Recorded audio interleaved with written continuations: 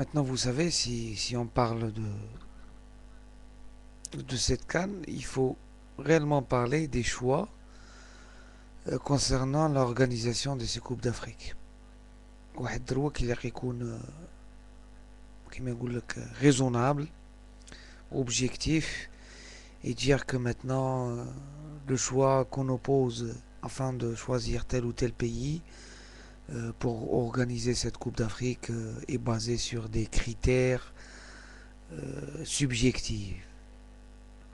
Subjectifs parce que c'est vrai que des fois c'est bon de donner la chance à des pays qui m'égoulent de donner de la chance à des pays d'organiser afin de qu'ils reprennent confiance, afin de qui m'égoulent de faire revivre ces pays à nouveau, les pays qui ont couru des guerres civiles.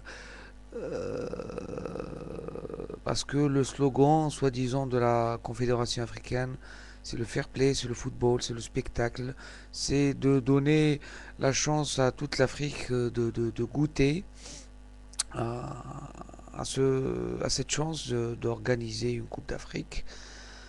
Euh, je pense que des fois ça marche,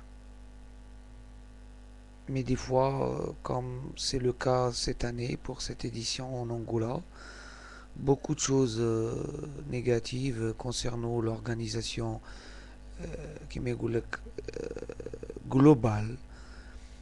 On a tout vu. On a tout vu dans cette Coupe d'Afrique. On a vu le mitraillage d'une équipe nationale. On a vu un manquement flagrant concernant l'organisation et l'hébergement des équipes. Une équipe, des équipes qui séjournent dans une même ville. Alors, une est à 10 km du stade et l'autre équipe à 30 km. Euh, on a vu le Mali interdit d'entraînement pendant 2 jours, le Malawi kiff kiff. Euh, on a vu que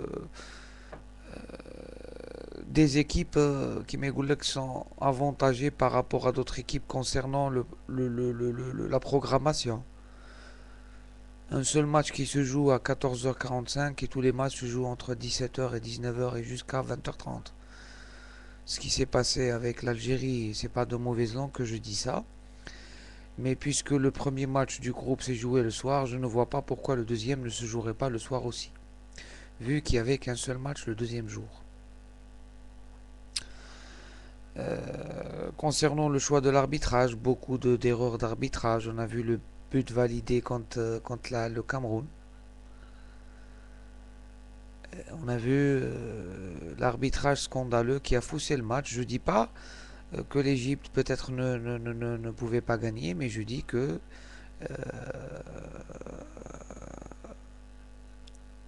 on choisit toujours le pompier de service, le bouc émissaire de service. J'ai déjà publié une vidéo dans mes favoris concernant l'arbitre Kofi Kodjia et tous ces scandales depuis. Allez-y voir cette vidéo, vous allez en rire parce que le mec, c'est un spécialiste des grands rendez-vous, mais lorsqu'il faut déséquilibrer ou il faut désavantager une équipe par rapport à une autre. Et on a été averti par nos frères tunisiens, mais bon. Le choix est venu d'en haut, donc comme on avait accepté de jouer le match au Caire, on était obligé de jouer ce match et on était obligé de recevoir tout ça sur la gueule et d'être sorti en première mi-temps d'une demi-finale. Voilà. C'est quelqu'un qui, vous savez, pour être un arbitre international, il faut avoir du talent. Alors pour Monsieur Kofi Kodjia, le talent c'est d'avoir le culot de foutre la merde dans tous les grands rendez-vous qu'il arbitre. Donc c'est quelqu'un qui siffle des pénaltys qui n'existent pas, qui siffle et donne des cartons pour des équipes alors que pour des fautes plus graves que ça, il ne donne rien du tout. C'est un arbitre qui a été choisi spécialement pour ce match afin de choisir une équipe par rapport à l'autre, ça c'est clair et net. On le remercie chaque fois pour 4 ou 5 mois, puis on le rappelle. On le rappelle à nouveau. Il a toujours été sanctionné après les scandales, mais on le retrouve chaque fois. Je ne sais pas si, avec tous les arbitres que possède ce continent, on nous choisit toujours. Je ne vois pas pourquoi l'arbitre malien qui a arbitré cette finale, pourquoi il n'avait pas arbitré le match Algérie-Égypte, puisque le Bénin faisait partie aussi du groupe de l'Égypte, et je ne vois pas pourquoi Monsieur Kofi Kodjia a été choisi. Voilà. Alors qu'il avait des antécédents aussi, qui m'égoulent aussi flagrants que ça. Euh, je continue sur l'organisation. Je sais pas si vous êtes au courant, mais le Togo a été, je viens de lire ça sur le site de la. C'est pour ça que je vous parle de Kofi Kodjia, parce qu'il a été sanctionné, parce qu'il n'avait pas expulsé Cheuchi, et parce qu'il n'avait pas. Il a été jugé comme quoi il y avait des rapports assez sévères avec les joueurs et qui n'avait pas expulsé Chauchi sur le coup de tête qu'il avait reçu et qui n'avait pas mentionné aussi sur son rapport de match. Et aussi pour avoir sifflé à droite et à gauche et voilà. Donc le match qu'il avait arbitré, il a eu une note, hein, la note la plus faible dans cette Coupe d'Afrique. Ça c'est sur le site de la Confédération africaine de football. Sur le site aussi, il est noté que le Togo a été suspendu. Ça m'a fait vraiment rire. Le Togo a été sanctionné euh, pour les 2 prochaines Cannes.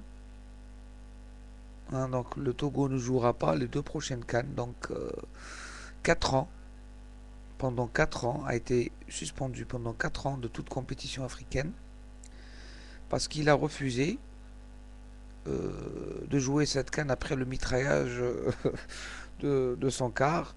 Vous savez, qu'est-ce que je peux dire? Je peux facilement vous dire que euh, si on accepte que la France se qualifie au championnat ou à la Coupe du Monde grâce à un match de handball de Thierry Henry, euh, si l'Égypte gagne autant de Coupes d'Afrique grâce à l'intimidation, le caillassage et le mitraillage des équipes,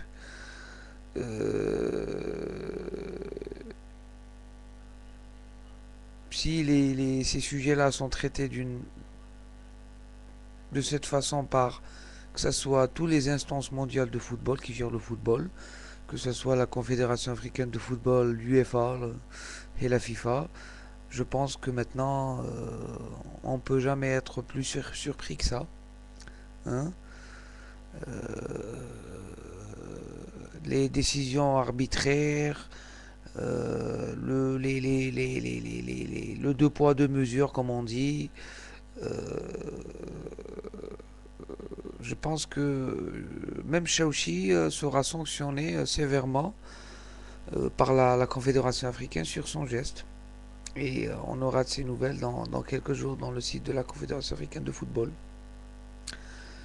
Euh, on est dans un monde de football pourri. On ne sait plus maintenant si dans une Coupe du Monde, euh, on pourra voir un jour une équipe qui ne mérite même pas de monter au deuxième tour gagner la Coupe du Monde parce qu'elle a la faveur de la FIFA. Sincèrement, de ma part, je ne serais pas surpris de voir tout cela. Voilà. Sur cela, je vais parler sur l'aspect des résultats et du niveau technique de cette Coupe d'Afrique. A tout de suite dans ma prochaine vidéo. Merci.